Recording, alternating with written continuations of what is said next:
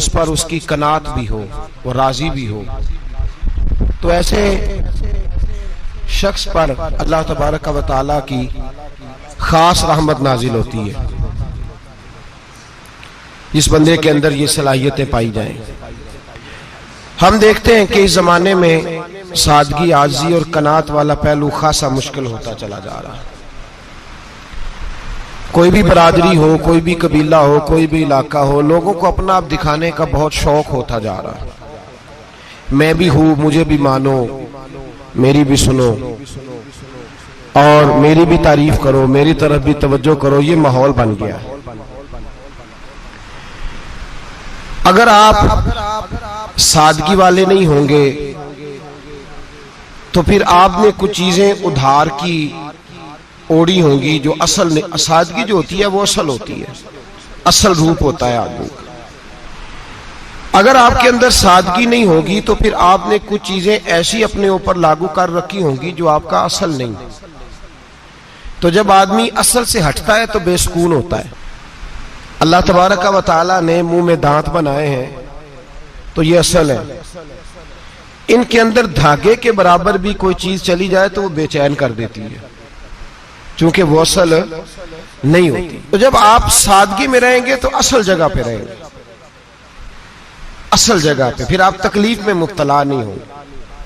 आजी का मतलब ये होता है कि आप अल्लाह के किसी बंदे को हकीर ना समझें, छोटा ना समझें, जलील ना समझें। एक होती है एहसासे कमतरी कि समझना कि मैं माली तौर पे मेरे पल्ले कोई शय नहीं है, देखो कितना, ये एहसासे कमतरी है। आजी ये होती है कि ये ना समझ ले बंदा कि मेरे अंदर सलाहियत ज्यादा है, ये कमी है, ये छोटा है, ये निकम्मा है, ये बिल्कुल गुनाहगार है, ये तकब्बुर है। आजी से रहे, अल्लाह के हर बंदे को अपने से अफजल समझे, आजी के साथ रहे। कनात ये है कि आपको जो अल्लाह ने दिया है समझे कि मेरा रब सबसे ज्यादा मेरे ऊपर ही मेहरबान है, उसने जो मुझे दिया है वो किसी और को नहीं दिया। ये शुक्र के तौर पर, तकब्बुर के तौर पे ये भी नहीं। कनात करें। आजिज़ी जब आपके अंदर होगी, सादगी होगी, तो जिंदगी इत्मीनान से गुजरेगी, सुकून से गुजरेगी। और आजिज़ी और सादगी का ये वाला तर्जुमा नहीं कि जिस बंदे ने मैले कपड़े डाले हो आप समझे कि ये बड़ा सादा आदमी है जी, हफ्ता आया नहाया नहीं तो सादा है। ये सादगी नहीं होती। नफासत तो हुसैन है इस्लाम का। नबी पाक सल्लल्लाहु अलैहि वसल्लम ने एक मालदार आदमी को फटे पुराने कपड़े पहने हुए देखा था तो हुजूर ने मना किया था। फरमाया अगर अल्लाह नेमत देता है तो बंदे पर उसका असर देखना भी पसंद फरमाता है। अच्छे कपड़े छोड़ दें तो आप सादा हो गए, ये मतलब नहीं। बहुत सारे गरीब लोग भी सादे नहीं होते, जो हर वक्त कहता रहता है मैं किसी चौधरी को कुछ नहीं समझता, तो वो सादा है। जो कहता रहता है कोई नहीं मेरी नजर में, मैं आप बड़ा सियाना हूं, फलाना बंदा आया तो मैंने लाजवाब कर दिया, दो बातें नहीं फिर वो कर सका आगे से, तो आप सादे? आप तो बड़े महान तेज आदमी है भाई, आप तो अपनी करामत सुना रहे। सादगी का मतलब है बेतकल्लफ जिंदगी, जिसमें कोई तकल्लुफ ना पाया जाए। जो बंदा हो वही वो बयान करे, ये सादगी है। ये सादगी के खिलाफ है कि आप जो नहीं है वो आप। मेरा एक तजर्बा है, इसको आप कुरान और हदीस का निचोड़ ना समझिएगा, मेरी जाती बात है तो इसको जादी रहने दीजिएगा। कभी कभी मैं परेशान होता हूं। आप किसी की दावत खाने जाए ना, वो अकीके की हो, वलीमे की हो, कोई भी हो, अच्छा जब आप खा लेते हैं ना तो फिर वो आदमी मुतालबा करता है कि आप उसकी तारीफ करें, फिर उसका ये मुतालबा होता है। वो बिल्कुल मेरी तरह का देहाती भी हो तो कहता मैं मुंडिया नूं कल आख्या कि लियाओ फिर कोई कट्टा चंगा तगड़ा जिहा, अज जी आखन ना कि जनाब एदी दावत सी ते इस पकाए कुछ नहीं। वो फिर जिसले कट्टा एडा वधिया लिया के नाई अगे रखिया तो उन्हें पहली बारी इंज दा वेखिया, उन्हें फिर बनाया कि कमाल कर छड़ी। मुतालबा क्या है उसका भला? तुहानू आखे कि जिंज दी तुसां रोटी पकाई मैं कदे नहीं खादी। ये हर आदमी का मुतालबा, हर आदमी। जनाब मैं सवेरे गया हूं तो ताजी सब्जी स्पेशल आपके लिए मैं लेके आया हूं, और ये वो वाली लाया हूं जो मिलती नहीं थी पूरी दुनिया से, सिर्फ मुझे मिली है। तो ये आजिज़ी नहीं, ये सादगी नहीं, ये बनावट है। ये मैं अमीर गरीब, ये सारे लोग ये काम करते हैं, सारे। जो हम नहीं वो हम बन के दिखाते हैं, जो हम हैं नहीं वो हम बनते हैं। उसका नुकसान ये होता है कि जब वो चीज जो असल नहीं होती वो आती है तो तकलीफ देती है। नबी पाक अलैहिस्सलाम की जिंदगी सादी थी। किस तरह की सादी थी? दो जुमले, हजरत अब्दुल्ला इब्ने अब्बास के दो जुमले और बात खत्म कर दी। फरमाते हैं मेरे रसूल पाक अलैहिस्सलाम की जिंदगी सादी थी। ये कैसी सादी थी? फरमाते हैं जो मिलता था हुजूर पहन लेते थे, जो सामने आता था खा लेते थे। कोई तकल्लुफ नहीं कि मैंने ये नहीं खाना, ये खाना है, ये नहीं लेना, ये लेना है। ये मिजाज नहीं, तबीयत नहीं। हमारी तो पसंद नापसंद होती है ना। हुजूर को कद्दू ज्यादा पसंद था, ये तो आपको हदीस में मिलेगा, ये तो मिलेगा। लेकिन ये नहीं मिलेगा कि नबी पाक सल्लल्लाहु अलैहि वसल्लम को गंदम नापसंद थी, ये नहीं मिलेगा। आपको ये तो मिलेगा कि रसूल पाक को दूध ज्यादा पसंद था, ये नहीं मिलेगा कि सादा पानी नापसंद था। ये तो आपको मिलेगा कि नबी करीम सैयद आलम सल्लल्लाहु अलैहि वसल्लम जमीर पर सोने को पसंद करते थे। ये नहीं मिलेगा कि चारपाई पर सोने को नापसंद करते थे। यानी हुजूर की जिंदगी सादी है, उसमें तकल्लुफ हमारी पसंद नापसंद होती है, और जो जोश है हमें पसंद नहीं वो फिर है ही नहीं सही, वो गलत हो गई फौरन, वो सिरे से उसका कोई असर ही नहीं रहा, वो बिल्कुल तबाह हो गई। मेरे हबीब पाक सैयद आलम अलैहिस्सलाम ने सादी जिंदगी गुजारी और आजिज़ी वाली जिंदगी गुजारी। हम लोग आजिज नहीं होते, आजिज नहीं हो। अगर हम लोग आजिज हो जाए तो लड़ाइयां खत्म हो जाए। हर खानदान में हर घर में लड़ाई है, इसका मतलब है कि आजिजी, जहां आजिजी होती है वहां लड़ाई, वहां लड़ाई नहीं होती, झगड़ा नहीं होता। हमारा भाई से, भतीजे से, भांजे से, बीवी से, ससुराल वालों से, रिश्तेदारों से, भाइयों से अगर इख्तलाफ चल रहा है और हर जगह चल रहा है तो सारी जगह तो गलतियां नहीं ना पाई जाती, कहीं हमारी भी गलती होती है। तो ये जो इख्तलाफ चल रहे हैं और सुलह नहीं हो रही, इसकी वजह यह है कि हमारे अंदर आजिज़ी इनकिसारी हो, तो फिर तो झगड़ा ही कोई नहीं। मेरे नबी पाक अलैहिस्सलाम की जिंदगी में आजिज़ी है, इनकिसारी है। इसलिए हुजूर ने कभी लंबी चौड़ी बातें नहीं सुनाई। सहाबा कहते हैं नबी पाक अलैहिस्सलाम तकरीर छोटी करते थे, नमाज लंबी पढ़ते थे। तकरीर, नमाज, हमारी बातें लंबी और नमाजें अल्लाह अकबर, उल्ट बिल्कुल सिलसिला। नबी पाक अलैहिस्सलाम ने सादगी, आजिज़ी को अपनाया। बहुत गरीब आदमी, बड़ा माड़ा बंदा जो 100 रुपया दिहाड़ी लेता है, और बाहर जब वो दिहाड़ी करने गया है तो वो शाम को जब उसने ना समेटा है ना वो सीमेंट और रेत और वो सारी चीजें, तो वहां वो झाड़ू फेर के आया है। फेरते हैं ना जी मजदूर झाड़ू, ये काम वो करने को तैयार है, पर अपने घर में आके झाड़ू देने को तैयार नहीं वो, इसलिए कि ये उसकी मर्दानगी के खिलाफ है। बाहर जब वो गया है, किसी होटल में काम कर रहा है, टाई पैंट कोट पहन के वो बड़ा अच्छा, वहां अगर उसको बर्तन धोने पड़े तो धो लिए, बल्कि अगर नाराज ना हो जाए बाहर रहने वाले साथी, तो ढेरों लोग बाहर जाके होटलों में बर्तन मांजते हैं, लेकिन वहां उनके रोब को, उनके नाम को कोई धब्बा लगता, लेकिन घर के अंदर जिस बर्तन में उन्होंने खुद रोटी खाई है, अगर उनको ये कह दिया जाए ना कि ये धो लो, तो फिर तो तलाक तक नौबत आ जाती है, फिर तो मसला खराब है। फिर तो हो सकता है कि बीवी की, अम्मा की भी खैर ना हो, तुझे उसने सिखाया ही कुछ नहीं, मुझे ही तूने कह दिया उठ जा। ये हमारा हाल है, और है हम सारे आजिज़ मिस्कीन, है हम सारे माड़े गरीब, ये सारा अपनी जगह तय। लेकिन जहां डटना है, बल्कि यूं समझ लें कि जहां रोब ना चला वहां मिस्कीन हो गए, और जहां चल गया अब बादशाह हो गए। मेरे रसूल पाक सैयद आलम अलैहिस्सलाम का उसवा नूर सुनो, सैयदा तैयबा ताहिरा हजरत आयशा सिद्दीका रदी अल्लाह ताला अन्हा फरमाते हैं, हुजूर घर में आते, अगर घर के अंदर झाड़ू देने वाला है तो मुस्तफा ने उठा के काम करना शुरू कर दिया है। ये मामूली बात नहीं।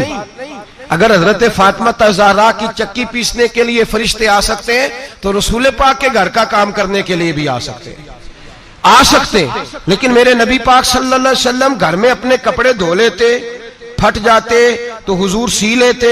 यहां तक कि हजरत आयशा फरमाती है एक दिन हुजूर ने कहा खाना पकाओ, तो मैंने कहा कनीज आटा गूंद रही है। नबी पाक ने मालूमात की तो पता चला कि वो कनीज तो जा चुकी, बीमार थी। फरमाती है हुजूर ने अपने दस्ते मुबारक से आटा गूंदा, नबी पाक ने गूंदा, नबी पाक ने। लगे जो मजदूर शाह ऐसा, न धुन न दौलत सरबराह ऐसा, अरश नशी का जमी पे घर है, मेरा पैगंबर अजीम तर है। नबी पाक ने आटा गूंदा और आटा गूंद के फरमाया आयशा आओ रोटी पका दो। मैंने आटा गूंद दिया है। ओ भाई मैं बहुत बड़ा नवाब हूं मैं आजिज मिस्कीन, लोगों की मैं कमियां कोताहियां सुनाता हूं, लेकिन अगर जरा सा भी हाथ हिलाना पड़े तो उस वक्त ना जहां रोब चलता है वहां तो चलाना चाहिए ना। जितना हमारा दबदबा बनता है, आजिज़ी इनकिसारी, ये इंसान को संवारती है, ये उसको सुकून देती है, ये उसके अंदर पैदा करती है वो चीज जो उसे अल्लाह के करीब करती है। अगर आप बड़े हैं तो फिर आप बड़े ही रह जाएंगे, बन कुछ नहीं सकेंगे। अगर आप में तकब्बुर है तो फिर अना का बुत कायम हो जाएगा, बन कुछ नहीं सकेंगे आप। हर आदमी को अपना आप दिखाने का शौक है, बनाने का शौक है, शोहरत, नाम भरी, अपने आप को जाहिर करना, बताना। 1,44,000 सहाबा थे मेरे रसूल पाक के, सारे कहिए सल्लल्लाहु अलैहि वसल्लम। जब हुजूर का नाम सुने तो दरूद पाक पढ़ा करें सल्लल्लाहु तआला अलैहि वसल्लम। 1,44,000 सहाबा थे, काम कर गए, किसी ने नाम नहीं बनाया, काम किया। शायद चंद 100 के नाम किताबों में मिलते हो, बाकियों ने काम किया, नाम पर तवज्जो ही नहीं। और कुछ ऐसे भी थे जो आए नहीं, बात मानी है मेरे नबी पाक की। हजरत वैसे करनी रदी अल्लाह, तशरीफ नहीं लाए, घर रह के वे हुजूर की बात मानी है। माँ की खिदमत करो, नहीं आए, खिदमत करी, तशरीफ नहीं लाए, घर रह के बात मानी। दर्जा क्या दिया मेरे रसूल पाक अलैहिस्सलाम ने? ड्यूटी लगाई मौला अली शेर खुदा की, हजरत उमर फारूक रदी अल्लाह ताला, फरमाया मेरा जुब्बा ले जाना और मेरे अवैस से मिलना और उसे कहना मेरी उम्मत की बख्शिश की दुआ मांगे। भाई घर रह के बात मानी, कोई शोरा नहीं, कोई नाम नहीं। इमाम अब्दुल वहाब शौरानी कहते हैं करन के लोग उन्हें रोड़े मारते थे और उनसे पूछते थे तेरा नाम क्या है, तो जनाबे वैसे करनी फरमाते थे अगर तो कयामत में बख्शा गया तो नाम बता दूंगा, और अगर वहीं अड़ गया तो नाम से क्या रह जाएगा, यहां तो लिखा रह जाएगा। और फिर दुआ मांगी, इमाम शौरानी ने लिखा है दुआ मांगी हजरत अवैस करनी ने, ए अल्लाह मैंने जिंदगी छुप के गुजारी है, मुझे जाहिर ना करना। मैं सिरापा मखजन राज था और रहा था मुद्दतों राज में, ये तो तेरा शौक के दीद कशा कशा मुझे खींच लाया मजाज में। ए अल्लाह मैंने पर्दे में वक्त गुजारा है, अल्लाह मस्तुरना बिसुतरी कल जमील। ए अल्लाह बस मुझे पर्दों में रखना, पर्दों में। उठ बुलिया चलो थे बसिए, जिथे बस देनी सारे ही अन्ने, ना कोई साडी जात पछाणे ना कोई सानू मन्ने। ए अल्लाह मुझे पर्दा दे, शोहरत नहीं चाहिए, मेरा नाम ना हो, कोई जाने कोई पहचाने ना, बस मैं तेरा हूं तो छुप के तेरे पास आ जाओ। इमाम फरमाते अल्लाह 70,000 फरिश्ते कयामत के दिन हजरत वैसे करनी की शक्ल के पैदा करेगा और उन फरिश्तों के अंदर छुपा के जनाबे अवैस को अपनी और अपने महबूब की बारगाह तक ले जाएगा, चूंकि वो छुपे रहे, जरूरत नहीं। मैं सिरापा मखजन राज था, मैं तो रहा था मुद्दतों राज में, ये तो तेरा शौक के दीद कशा कशा मुझे खींच लाया मजाज में। शौक नहीं, मुझे भी पूछ लो, मेरा भी नाम ले लो। अब तो इस कदर ज्यादा अना का बुत आ गया, रोटी खिलाओ, जिसको खिलाई उसकी फोटो खींच के फेसबुक पे दो, पानी पिलाया तो पहले उसकी फोटो दे लो, अगर सलाम लिया तो पहले छोड़ दो यार, बस करो। ये अना के बुत बना लिया हम लोगों, किस चक्कर में पड़ गई है दुनिया। एक गरीब को 2, 4, 5 रुपए क्या दे दिए, एक आटे का थैले का दे दिया, 4 अखबारों में खबर दे दी, ये आजी है, ये तरीका है। अब तो लोग यहां तक रियाकारी करने लगे, नमाज पढ़ने के लिए आते हैं तो पहले फोटो खींच के आते हैं, जुम्मे की तैयारी करते हुए। बस कर दें, बस करें, कहीं रुके, किसी जगह स्टॉप करें, अपने अंदर इंकिसारी पैदा करें। जो खत्म हो गया वो बच गया, जो अपने आप को बनाता रहा वो कभी बन ना सका। बचा वही जो रब की बारगाह में मिट गया। हमारी तो उम्र गुजर गई है अपने आप को तामीर करते, सारी जिंदगी गुजर गई। मेरा भी नाम लो, 30 साल में रह के आया हूं जी सऊदी अरब के फलाने महल्ले में, किसी से मेरा नाम पूछोगे तो पहुंच जाओगे। क्या होते थे आप वहां, क्या नाम पूछे? वहां तो बादशाहों के नाम अब कोई नहीं लेता, मिट गए, जो आए थे चले गए। गखड़ आना तो चौक से किसी से भी पूछ लेना, मैं भी होता हूं, क्या होते हो? यहां बड़े लोग थे जिनका तूती बजता था, खत्म हो गए। तू और मैं भी जाने वाले, और जमाना आएगा, मिटने के लिए दुनिया आई है। अगर दुनिया में खुद ब खुद अपने आप को मिटा के रखोगे तो अल्लाह इज्जत अता फरमाएगा।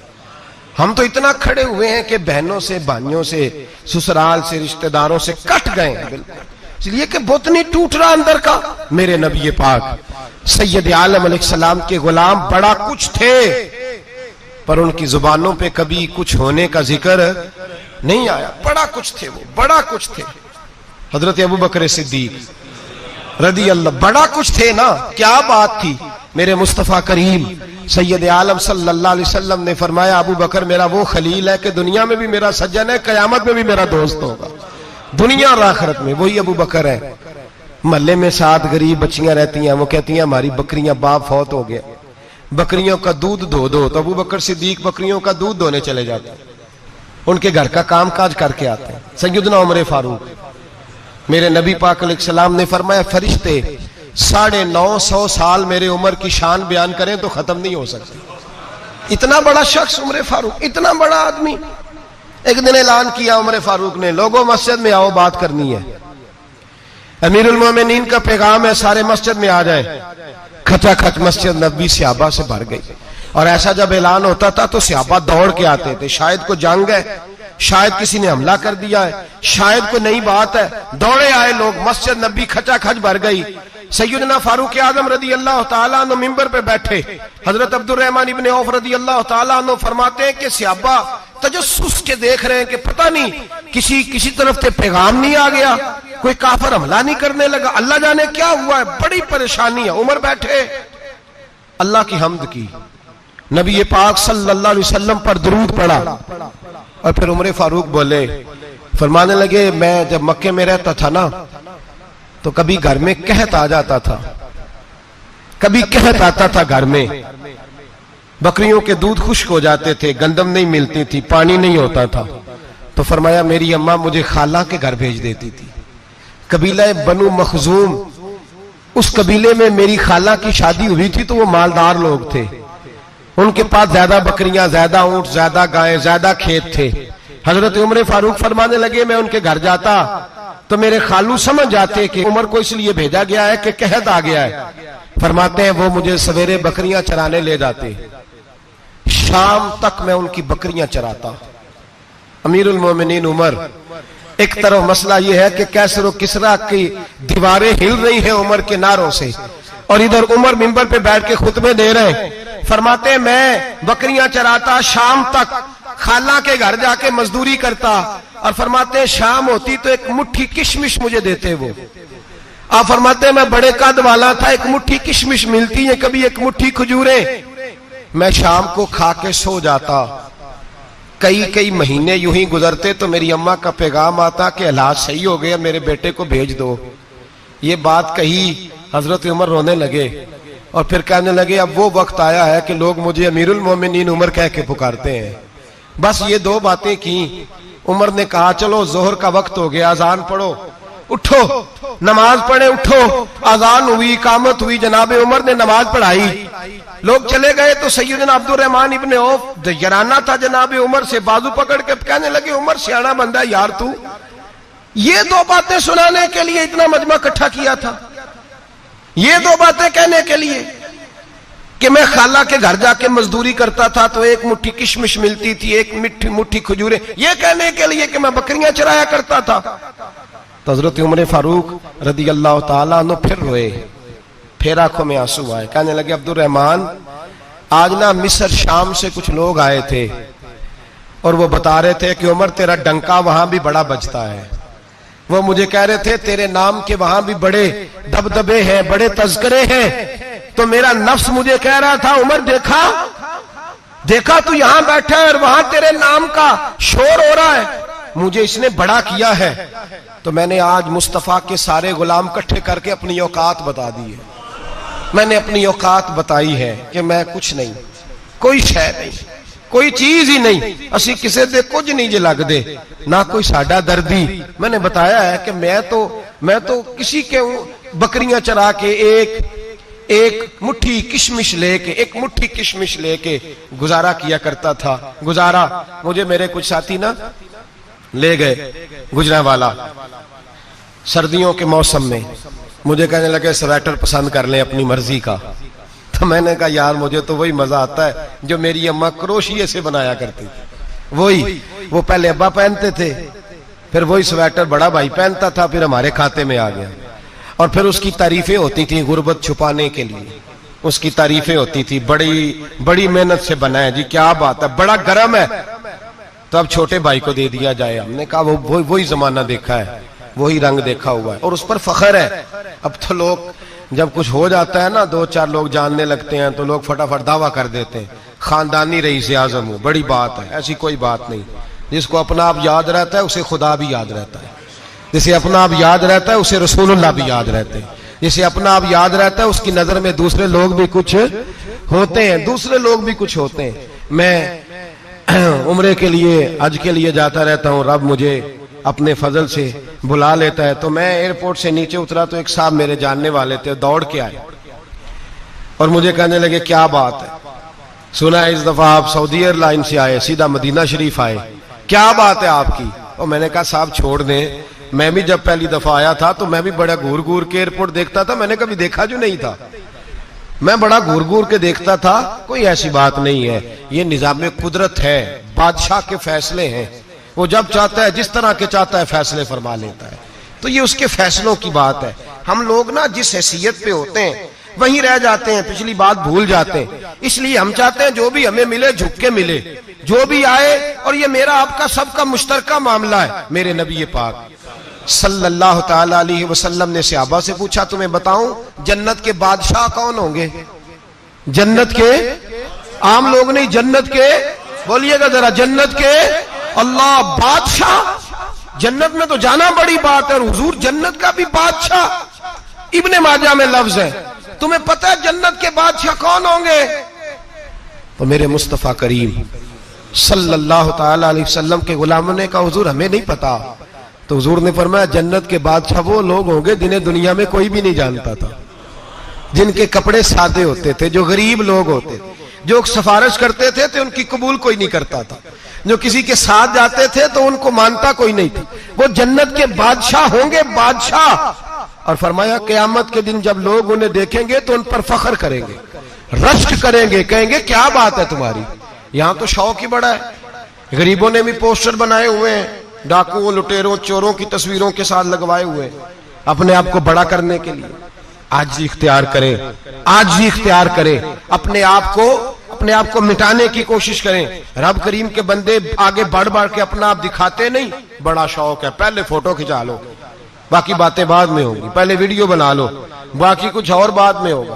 पहले अब तो परसों तरसों मुझे एक मौलाना कहने लगे कि आपसे मैंने, वो यहाँ जुमा पढ़ने आते हैं कभी कभी, मेरे दोस्त हैं, कहते हैं आपसे मैंने सुना था कि अगर कोई उस नबी पाक का फरमान है, अगर कोई नजराना दे तो उसको ले लो, अगर कोई तोहफा दे तो उसको, हुजूर ने फरमाया ले लो अगर तुम्हें को देता है, अपनी मर्जी से, मांगना मना है, खुद दे तो ले लो, वरना एक वक्त आएगा तुम मांगोगे तुम्हें मिलेगा नहीं, जब को दे तो ले लो। कहने लगे आपने कहा था को दे तो उस वक्त से मैं, कोई सूट देता है मुझे मेरी मस्जिद का नमाजी तो मैं ले लेता हूं, कोई मुझे कोई और शय देता है तो मैं आपसे सुन के, तो अगर मेरी मस्जिद का नमाजी सूट पकड़ाते साथ फोटो भी खींचे तो फिर मेरे लिए क्या हुक्म है? वो खुशबू की डब्बी देते हुए साथ फोटो भी खींचे, फिर मेरे लिए क्या हुक्म है? कहने लगे रमजान में ये हाल हुआ है कि लोग कपड़े दे रहे थे और फोटो खींच रहे थे, क्या चक्कर है, कहां चले गया? गरीब आदमी की इज्जत नफ्स को कुचल डाला पकड़ के। एक जोड़ा साल के बाद इमाम को दिया, उसकी भी तस्वीर खींच के फेसबुक पे दे डाली।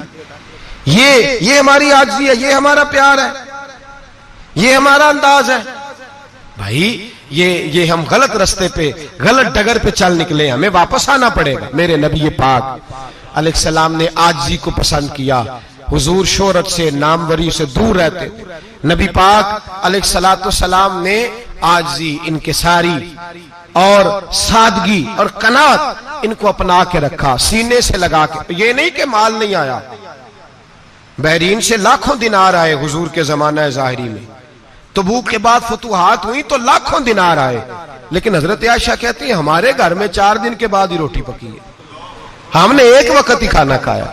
लाखों रुपया आया है, पर हमारे घर के अंदर जो खाना आया है वो सिरका ही आया है। हमने रात अगर रोटी बच गई है तो सवेरे उठ के रात वाली खाई है। हम हमारे घर के अंदर वही हालात रहे, इसलिए कि मेरे नबी पाक अलैहिस्सलाम ने फरमाया मैं तुम्हारी दुनिया से हासिल करने नहीं आया, मैं तो मुसाफिर की तरह वक्त गुजारने आया। हम ज्यादा के चक्कर में निकले तो बड़ा कुछ कुचल के आ गए। बड़ा कुछ आजी जब पैदा होती है, इनकिसारी जब पैदा होती है, जब तवाज़ो आती है, फिर इंसान बनता है, फिर वो समझता है, फिर उसके अंदर तब्दीली आती है, फिर वो। और बुजुर्ग फरमाते हैं आजी वाले को नमाज में भी लज्जत आती है, वरना तो किसी ने पूछा था, एक शायर इस्लामाबाद में रहते थे, तो उनसे किसी ने पूछा कि आपका शहर किस तरह का है,